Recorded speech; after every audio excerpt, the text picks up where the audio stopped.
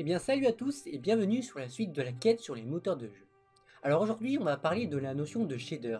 Vous savez, ces packs Minecraft permettant de pouvoir rendre le jeu le plus éclatant possible. Eh bien en réalité, derrière cela se cache la notion de shader. Les shaders sont en réalité un monde bien à part où ce domaine est vraiment un domaine très particulier. Les shaders permettent de pouvoir faire énormément de choses et permettent également de faire des choses qui n'étaient pas conçues à la base. Donc c'est parti pour un sommaire qui va pouvoir expliquer qu'est-ce qu'on va vraiment aborder dans cette vidéo. Quelles sont les notions que l'on va aborder dans cette vidéo? En premier lieu, nous verrons l'introduction à la pipeline OpenGL qui, comme vous le verrez, utilisera plusieurs étapes pour pouvoir fonctionner. En deuxième lieu, nous verrons les primitives que OpenGL peut gérer. Vous verrez qu'est-ce que c'est une primitive. En troisième lieu, nous verrons l'utilisation des triangles et pourquoi sont-ils utilisés dans le rendu 3D et même en 2D. Nous continuerons avec un exemple avec un triangle quelconque. On parlera ensuite du Vertex Buffer Object, de la gestion en mémoire de nos données, d'une introduction assez rapide des shaders, avec notamment les deux shaders les plus importants qui sont le Vertex Shader et le Fragment Shader. Nous continuerons ensuite avec l'initiation des shaders dans OpenGL et enfin nous finirons par rendre le triangle que nous avons mis en place tout au long de la vidéo. Alors bien comme je l'ai dit dans de précédentes vidéos, OpenGL ne permet pas qu'on puisse modifier directement le frame buffer. En réalité on va passer par un autre moyen qui est le concept de pipeline et notamment avec la pipeline OpenGL. Les pipelines sont en réalité utilisés dans d'autres API de rendu, que ce soit en 3D ou en 2D. Alors qu'est-ce qu'une pipeline? Comme vous pouvez le voir à l'écran, une pipeline est constituée de plusieurs étapes qui se suivent les uns à la suite des autres, où chaque sortie des étapes de pipeline OpenGL est en réalité l'entrée des étapes suivantes. Une pipeline permet de pouvoir transformer des données 2D ou 3D vers une sortie finale qui est celui de l'étape du frame buffer. On ne va pas expliquer toutes les étapes dans cette vidéo, ni même toutes les étapes de la pipeline OpenGL, car tout simplement certaines étapes ne permettent pas d'être programmables et ne permettent pas d'avoir des modifications sur cette étape. Dans cette vidéo, on va s'intéresser uniquement qu'à deux étapes de la pipeline, donc qui seront le Vertex Shader et l'étape du Fragment Shader. Alors, pour le moment, mettons ça de côté et voyons quelles sont les primitives que OpenGL peut gérer. Alors, OpenGL travaille avec ce qu'on appelle des primitives qui pourront être interprétées de différentes manières en fonction de différents paramètres. Alors, qu'est-ce qu'une primitive? Alors, une primitive en géométrie, que ce soit en 2D ou en 3D, est en réalité une forme géométrique, comme par exemple le cercle, le carré, le point ou la ligne, qui sont en réalité des formes appelées formes simples. Chaque logiciel peut déterminer en son sein quelles sont les primitives simples qu'elle souhaite avoir. Donc on pourrait imaginer par exemple une sphère, un carré ou encore, je sais pas moi, un cube seraient des primitives simples. Donc c'est en fonction de la plateforme ciblée et des envies pour savoir quelle primitive la plateforme va-t-elle définir. OpenGL, pour le coup, et d'ailleurs la majeure partie des API de rendu, que ce soit en 3D ou en 2D, utilise trois types de primitives différentes qui sont numéro 1 les points, numéro 2 les lignes et numéro 3 les triangles. La troisième primitive d'OpenGL est celle qui va nous intéresser dans cette vidéo. Mais d'ailleurs, quelle est la raison de pourquoi on utilise des triangles dans le rendu d'objets 3D ou 2D? Eh bien, je vais vous expliquer cela. Eh bien, la raison est la suivante. En réalité, les triangles sont le moyen le plus simple de représenter une donnée de forme 3D ou même 2D. Prenons par exemple le cube, qui est un objet 3D plutôt simple. Un cube peut en réalité être subdivisé en 6 faces Et chaque carré peut également être subdivisé en 2 triangles, permettant de pouvoir constituer notre cube. Un cube est donc constitué de 12 triangles agencés de différentes manières et orientés de différentes manières. Un exemple aussi peut être aussi le cercle, qui peut être subdivisé en un éventail de triangles permettant de pouvoir définir notre cercle. Alors une chose également à savoir est que OpenGL travaille uniquement en 3D, donc avec les 3 axes tridimensionnels qui sont l'axe des X, l'axe des Y et l'axe des Z. Mais pour le moment, on va se contenter avec de la 2D et définir notre axe Z sur 0.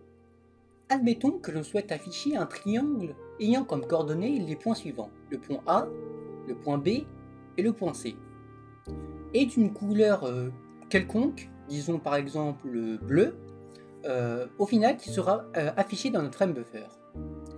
Eh bien, pourquoi utilisons-on des coordonnées entre moins 0,5 et 0,5? Car tout simplement, OpenGL se base sur des coordonnées normalisées entre moins 1 et 1. Moins 1 dans l'axe des X correspond à votre gauche, et 1 correspond à votre droite. Et moins 1 dans l'axe des Y correspond au bas de l'écran et au haut de l'écran. Tout ce qui est en dehors de cette zone ne sera pas dessiné. Plus tard, on verra qu'on pourra utiliser des longueurs qui varient.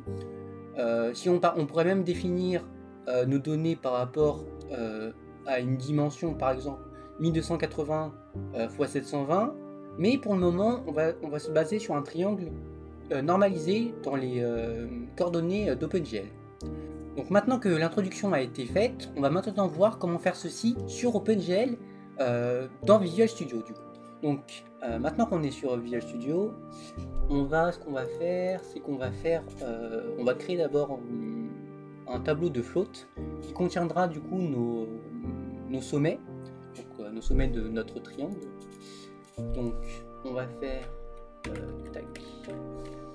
float, on va mettre vertices comme sommet est égal à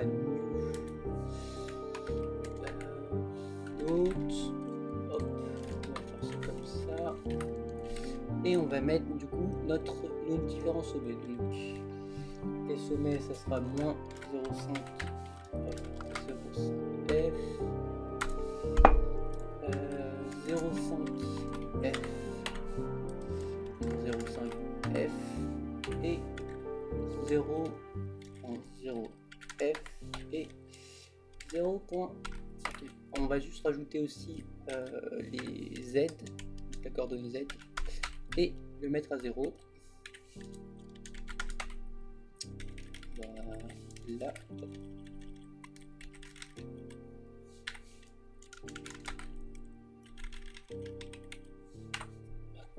tac, tac, tac.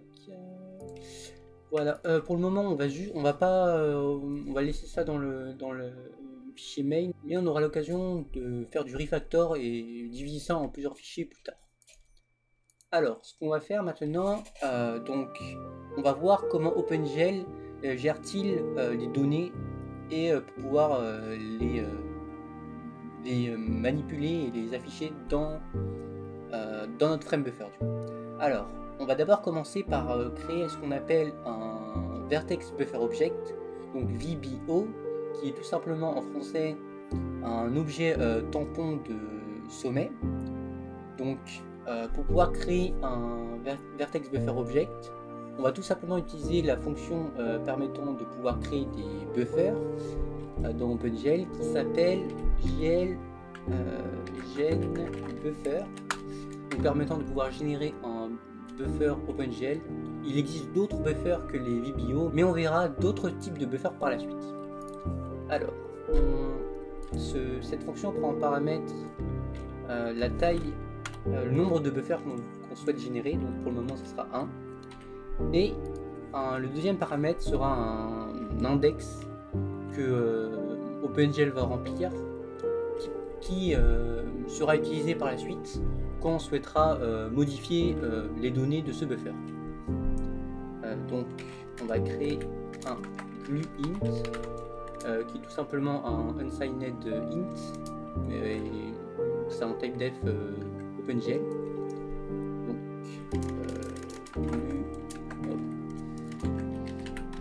glue int, voilà, et on va l'appeler VBO.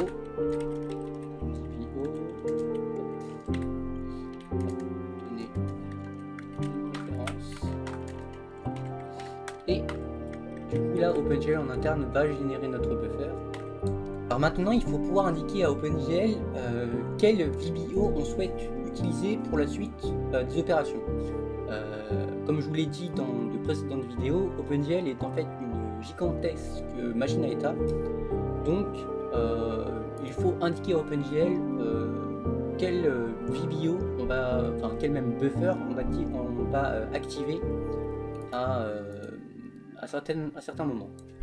Donc la fonction qui permet de pouvoir activer un VBO et globalement un buffer est la fonction suivante, gl bind buffer, qui prend en paramètre deux arguments. Le premier paramètre correspond au type de données qu'on souhaite binder. Nous dans notre cas les données c'est un gl array buffer qui correspond tout simplement à des données de sommet en fait, donc un attribut vertex. Et en deuxième paramètre on va lui passer du coup notre VBO, donc l'index que l'on souhaite binder. Faut savoir que OpenGL en interne permet de pouvoir activer plusieurs buffers, mais à une seule condition, qui est que chaque buffer doit être d'un type différent. On ne peut pas binder deux mêmes buffers au même moment. Donc il faudra le faire de manière séquentielle si on souhaite appliquer différentes opérations à ces buffers.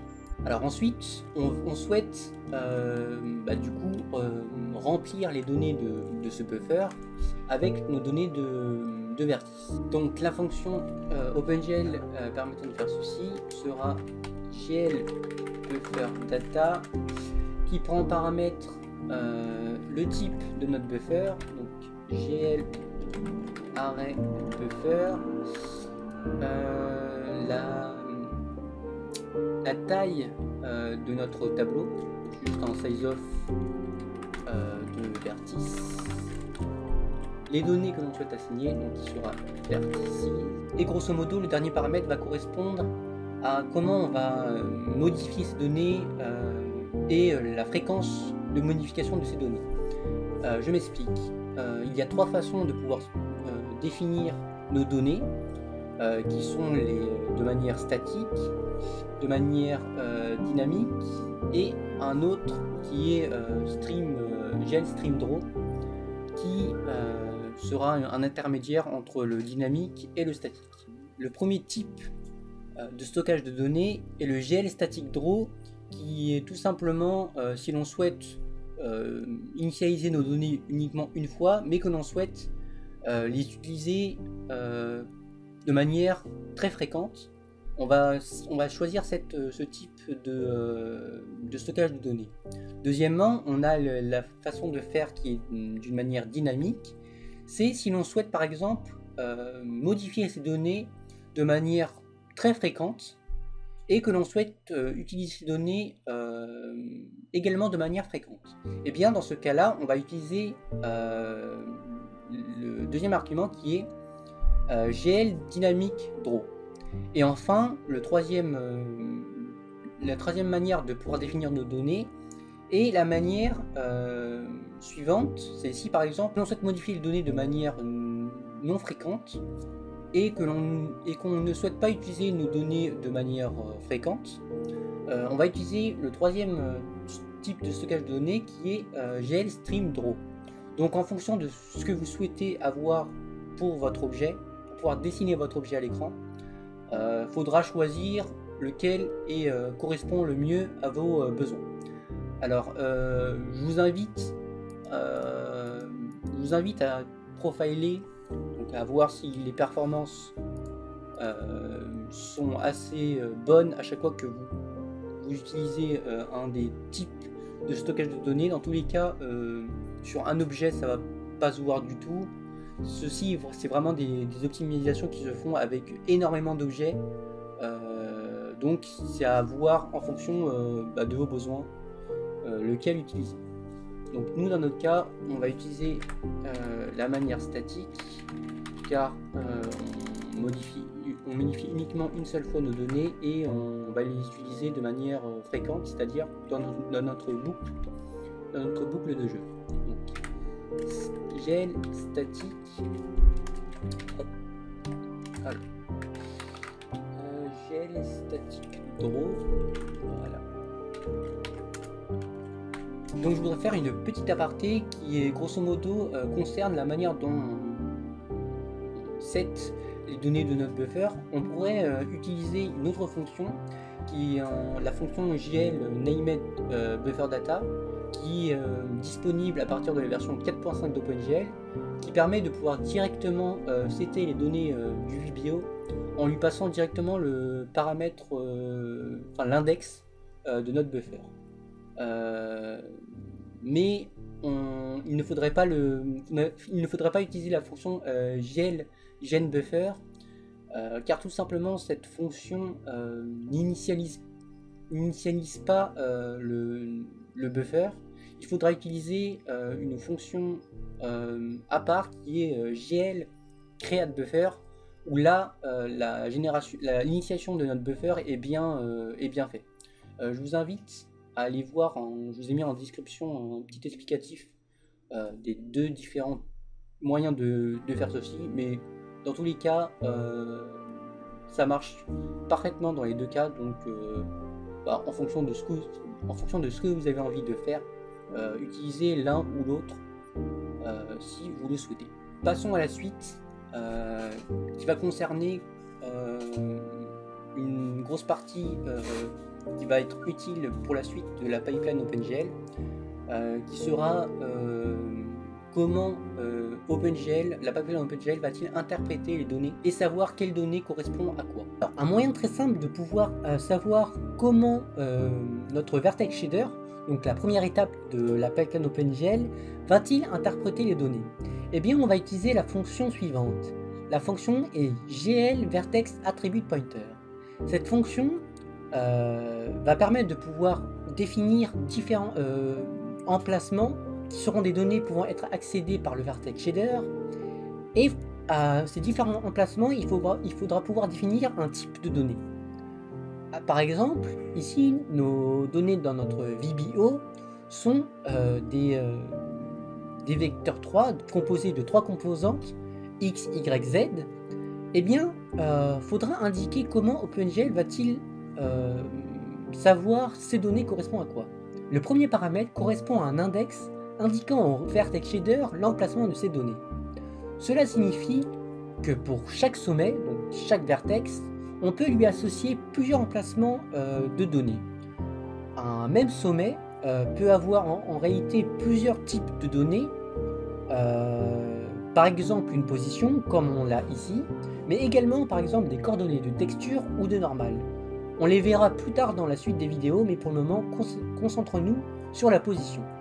Dans notre cas ici, on va lui remplir l'index 0. Le second argument correspond au nombre de composants d'une donnée unique, c'est-à-dire par exemple de la position, qui par exemple dans notre cas est de 3, c'est-à-dire pour les axes X, Y et Z. Le troisième paramètre sera le type de notre donnée, qui dans notre cas sont des floats. Le quatrième paramètre ne va pas nous intéresser ici, mais permet de pouvoir normaliser la donnée, c'est-à-dire que si par exemple nos données sont des entiers, eh bien les données pourront être normalisées, c'est-à-dire pourront prendre la valeur entre -1 et 1. Le cinquième paramètre va correspondre à la taille en octets d'une donnée, donc c'est-à-dire d'un sommet, qui dans notre cas est par conséquent la taille d'un float multiplié par 3. Enfin, le dernier paramètre va correspondre au premier octet que l'on souhaite définir comme début de notre liste de sommets. Dans notre cas ici, l'adresse vaudra 0, donc void étoile de 0. On souhaitera prendre le premier sommet comme début de notre série de sommets. Il ne faudra pas oublier de pouvoir activer l'envoi des données au GPU en appelant la fonction GLVertexAttribute-enable, en lui passant le paramètre 0 vu que notre attribut de l'emplacement de données pour la position est de 0. Alors, du coup, appelons la fameuse fonction. Donc GLVertexAttribute-pointer. En premier paramètre, donc l'emplacement de l'attribut. En second, la taille de notre composante, donc un vecteur 3 qui est composé de 3 composantes. Le type de données, donc dans notre cas c'est des floats, donc on va utiliser l'énumérateur qui lui est associé, donc GFloat. Est-ce qu'on souhaite normaliser notre valeur? On avait dit non. La taille de notre donnée, donc de notre donnée unique, donc de notre sommet qui est composé de 3 composantes et de 3 floats du coup.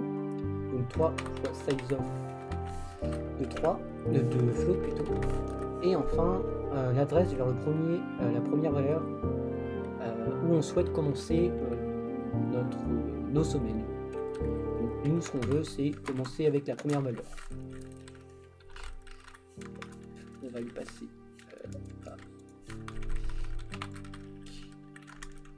voilà. Et on n'oublie pas aussi d'appeler GLEnable vertex attribute array en lui passant l'emplacement, l'attribut 0.